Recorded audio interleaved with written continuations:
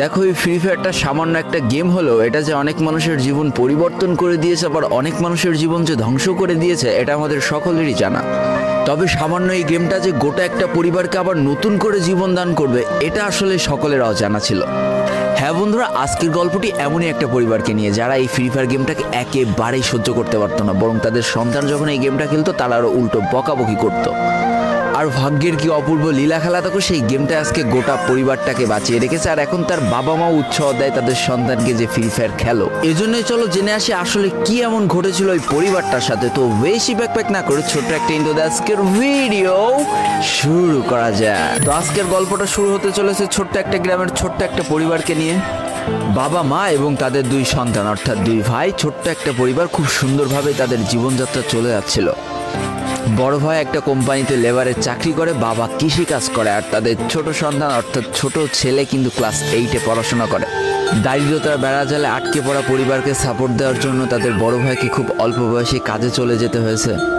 এই জন্য বড় ভাইয়ের পড়াশোনাটা ঠিকমতো হয়ে ওঠেনি। তবে বাবা মার একটাই স্বপ্ন ছিল যে তাদের ছোট সন্তান অর্থাৎ ছোট ছেলে যাতে উচ্চশিক্ষায় শিক্ষিত হয়।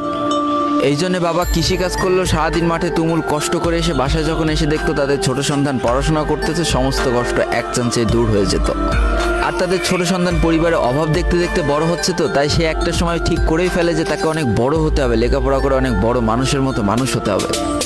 আর ঠিক এমনটাই হতে থাকে। তাদের ছোট ছেলে খুব ভালো রেজাল্টও করতে থাকে, প্রত্যেক ক্লাসে টপ হতেও থাকে। তবে তার একটা বদ অভ্যাস ছিল, সেটা হচ্ছে ফ্রি ফায়ার গেম খেলা। করোনা চলার সময় যখন তার স্কুল বন্ধ হয়ে যায় তখন তার বাবা এবং বড় ভাইয়ের জমানো কিছু টাকা দিয়ে তাকে একটা ফোন কিনে দেওয়া হয় অনলাইনে ক্লাস করার জন্য। তার ফোনটা ছিল 3 GB র্যামের একটা ফোন। তবে এইখান থেকেই তার ফ্রি ফায়ার গেমের সাথে পরিচয় হওয়া।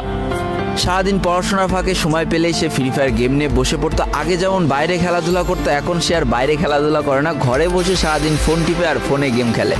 এদিকে তার বাবা মা যখন ফ্রি ফায়ার গেম খেলা দেখতো তখন প্রচণ্ড পরিমাণ রেগে যেত, এমনকি মারধর পর্যন্ত করতো যে তুই এই গেম খেলা বাদ দিয়ে দে।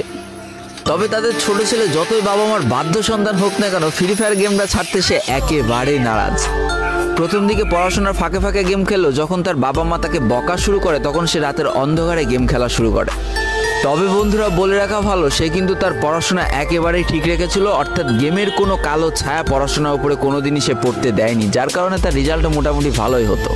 এতদিন পর্যন্ত পরিবারের সবকিছু ঠিকঠাকই ছিল। এবার আস্তে আস্তে পরিবারটা একটু একটু করে ভাঙতে শুরু করবে। পরিবারের সকলের সম্মতিতে পরিবারের বড় ছেলের সাথে পাশের গ্রামের একটা মেয়ের বিবাহ সম্পন্ন করা হয়। আর যেন বিবাহের কয়েক মাস যেতে না যেতে বড় ভাইয়ের পরিবর্তন লক্ষ্য করতে শুরু করা যায়। এতদিন ছোট ভাইয়ের পড়াশোনা খরচ বড় ভাই আর বাবা মিলে চালিয়ে আসলো, এখন আর বড় ভাই কিন্তু ছোট ভাইয়ের পড়াশোনা খরচ দিতে রাজি হয় না। তবে তাতেও খুব একটা ফারাক পড়ে না, কারণ তাদের বাবা এখনো শক্তভাবে তাদের পরিবারটাকে ধরে রেখেছে, অর্থাৎ বাবা কিন্তু কৃষিকাজ করে তাদের পরিবারটা খুব সুন্দরভাবে চালিয়ে নিচ্ছিল। তবে বলে রাখা ভালো, হাতের 5টা আঙুল যেমন এক হয় না, পরিবারের প্রত্যেকটা সন্তানের মন মানসিকতাও কিন্তু এক হয় না। কিছুদিন পর বড় ভাই পুরোপুরি আলাদা হয়ে যায়, তার বউকে নিয়ে নতুন করে সংসার তৈরি করে।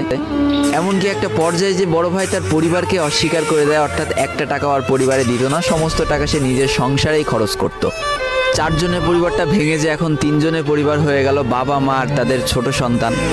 এখন পুরো পরিবারের দায়িত্বটা বাবার উপরে পড়ায়। দিনরাত 24টা ঘন্টা হাড় ভাঙা খাটুনি করা শুরু করে দেয় তাদের বৃদ্ধ বাবা। এদিকে তাদের ছোট সন্তান সবটা কাছ থেকে দেখে অনেক কষ্ট পেত, তারপরেও তার করার কিছুই ছিল না, তাকে পড়াশোনাটা চালিয়ে যেতেই হবে, কারণ বাবা মার একমাত্র স্বপ্ন তাকে পড়াশোনা করে মানুষের মতো মানুষ হতে হবে। এদিকে বলে রাখা ভালো, পড়াশোনার পাশাপাশি কিন্তু সে ফ্রি ফায়ার গেমটা অনেক ভালো মতো খেলা শিখে গিয়েছিল। তার 3 GB র্যামের ফোন একটু ল্যাগ দিলেও মোটামুটি ভালোই খেলা যেত স্মুথ গ্রাফিক্সে। এমনকি সে আস্তে আস্তে টুর্নামেন্ট খেলাও শুরু করে। আর এখান থেকে যে টাকায় পেতো, 50 টাকা 100 টাকা 200 টাকা যা পেতো, সেই টাকাতে তার পরীক্ষার বই খাতা কিনতো, যাতে তার বাবার একটু কম পরিশ্রম করা লাগে, কম খাটনি করা লাগে। হাই রে, পরিবারের বড় ছেলে পরিবার থেকে আলাদা হয়ে গেল, আর ছোট ছেলে চিন্তা করছে বাবার কিভাবে কষ্ট কম করা লাগবে। এরই মাঝে সে একদিন চিন্তা করে সে তো টুর্নামেন্টে অনেক ভালো পারফরমেন্স করছে, তাহলে তার একটা ইউটিউব চ্যানেল খোলার দরকার। অন্তত টুর্নামেন্টের ম্যাচগুলো ইউটিউবে ছাড়লো, যদি কপালে ভালো কিছু লেখা থাকে। এমনই একদিন তার একটা টুর্নামেন্ট চলছিল, সে বারান্দায় বসে বসে টুর্নামেন্টটা খেলছিল। আর ঠিক সেই সময় তার বাবা হাড় ভাঙা খাটুনি করে মাঠ থেকে কেবলই বাসায় ঢুকছিল। এমন সময় তার ছেলের পড়াশোনা বাদ দিয়ে গেম খেলা দেখে বাবা প্রচণ্ড পরিমাণ রেগে যায় আর ফোনটা ধরে একটা আছাড় মেরে দেয়, যার কারণে তার ডিসপ্লেটা ফেটে যায়। সেই দিন সে ভাঙা ফোনটা আঁকড়ে ধরে অঝরে কেঁদেছিল, তার সমস্ত স্বপ্ন যেন এক নিমিষেই শেষ হয়ে গিয়েছিল। তারপরে সে স্কুলে যাওয়ার জন্য যে টাকা পেতো সেই টাকাগুলো জমিয়ে জমে একটা সময় তার ফোনের ডিসপ্লেটা ঠিক করে, আর ডিসপ্লে ঠিক করতে 1500 টাকা লেগেছিল, আর সময় লেগেছিল প্রায় 4.5 মাস। আর এই 4.5 মাসে সেই ইউটিউব চ্যানেলের যে জিমেলটা ছিল সেই জিমেলটাও সে ভুলে যায়, অর্থাৎ তার ইউটিউব চ্যানেলটাও নষ্ট হয়ে যায়। কিন্তু পরিবারের ছোট সন্তানরা একটু ঘাটতারা হয়, কোনোভাবে কোনো কিছুতে হার মানতে রাজি হয় না, যেমন আমি। তাই সে আবারও ফ্রি ফায়ার খেলা শুরু করে, আবারও নতুন করে ইউটিউব চ্যানেল খোলা শুরু করে। সব কিছু মোটামুটি ঠিকই চলছিল, পড়াশোনা সে আগের মতোই চলতেছে, এইদিকে টুর্নামেন্টও চলতেছে, এইদিকে ইউটিউবে আস্তে আস্তে তার সাবস্ক্রাইবারও বাড়া শুরু করে, একটা দুইটা এমন করতে করতে। কিন্তু হঠাৎ করে তাদের পরিবারটা জীবনের সব থেকে বড় একটা ধাক্কা খায়। যেহেতু তাদের বাবা কৃষিকাজ করে তাদের পরিবার চালাতে হিমশিম খাচ্ছিল, পরিবারের এত প্রেশার, 24 ঘন্টা হাড় ভাঙা খাটুনি করতে করতে একটা দিন হঠাৎ করে উনি প্যারালাইসিস হয়ে যায়। তার ডান পাশের হাত এবং পা পড়ে যায়, যার কারণে সে একেবারে অক্ষম হয়ে পড়ে। আর এটাই ছিল তাদের পরিবারের সব থেকে বড় কালো অধ্যায়। তবে সব থেকে কষ্টের ব্যাপার কি ছিল জানো? পরিবারের এত খারাপ সময়ও তাদের বড় ভাই কিন্তু তাদের পাশে এসে দাঁড়ায় না। এবার শুরু হয় তাদের পরিবারের আসল কষ্ট। না ছোট ছেলের পড়ার টাকা আছে, না বাবার ওষুধ কেনার টাকা আছে, না তাদের 3 বেলা ঠিক মতো খাবার টাকা আছে। কি আর করবে, পরিবারে এই অসহায় অবস্থা দেখে না খেয়ে তো মরা যায় না, তাই তাদের মা লোকের বাসায় কাজ করা শুরু করে দেয়। কিন্তু কাজ করে 3 বেলা খাবার জোটানো গেলেও বাবার ওষুধ আর সন্তানের পড়াশোনার খরচ চালাইতে হিমশিম খাচ্ছিল তাদের মা।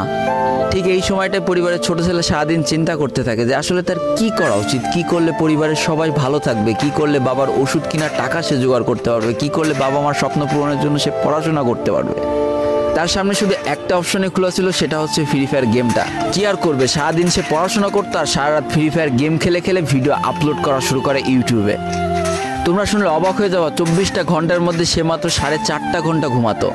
দিনের বেলা স্কুলে থাকতো, স্কুল থেকে এসে সে একটা চার দোকানে কাজ করতো, চার দোকান থেকে বাসায় এসে পড়াশোনা করতো, পড়াশোনার পরে রাত্রেবেলা ফ্রি ফায়ার গেম খেলে ভিডিও আপলোড করতো। সৃষ্টিকর্তা হয়তো তাদের কষ্টটা দেখেছিল, তাই তার বেশি দিন কষ্ট করা লাগেনি। 4.5 মাসের মাথায় তার একটা ভিডিও ভাইরাল হয়ে যায়। ব্যাস, লাইফের মোড়টা এইখান থেকে ঘুরে গিয়েছিল। তোমরা সকলে জানো একটা ভিডিও ভাইরাল হলে আসলে কি হয়।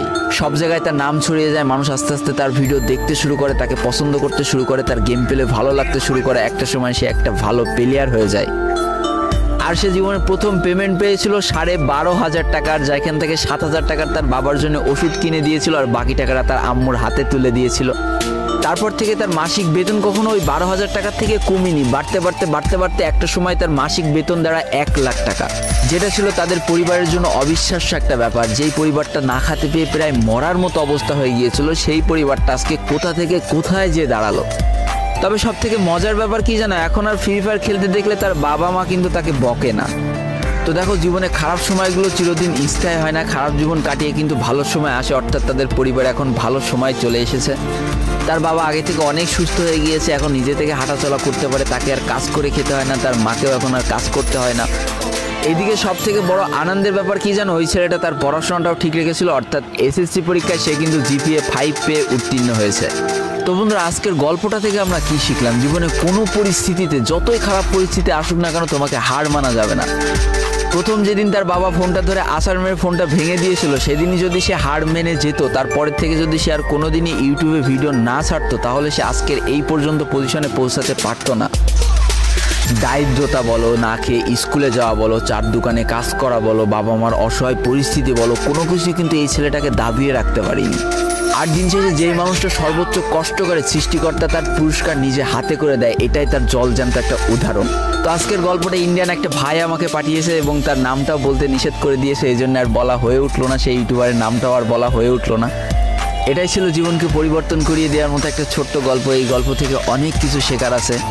একটা কথাই বলবো, গেমটাকে নেশা না পেশা হিসেবে নাও, তোমার জীবনে পরিবর্তন হলেও হতে পারে। তো আজকের ভিডিওটা এই পর্যন্তই ছিল। ভিডিওটি ভালো লাগলে অবশ্যই একটা লাইক করে ফেলো, কমেন্ট করো, বন্ধুদের কাছে শেয়ার করে দিও।